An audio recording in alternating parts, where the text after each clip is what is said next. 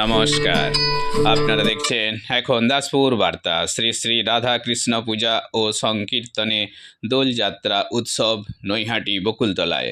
পশ্চিম মেদিনীপুর জেলার দাসপুর 2 ব্লকে বেনাই জিপি এলাকায় অবস্থিত নৈহাটি বকুলতলা।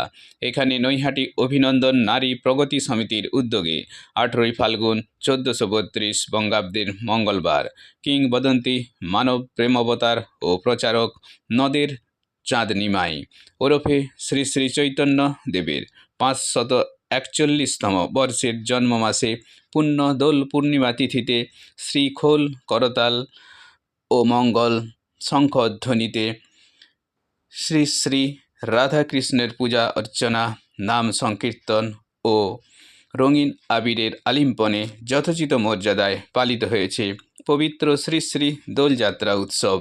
এদিন এই নারী প্রগতি সমিতির আয়োজনে এলাকার ভক্তিবতী মায়েরা শ্রী শ্রী রাধাকৃষ্ণের নাম সংকীর্তন শ্রবণে মাতোয়ারা হয়েছেন হৃদয়ের শ্রদ্ধা ভক্তির ডালিতে।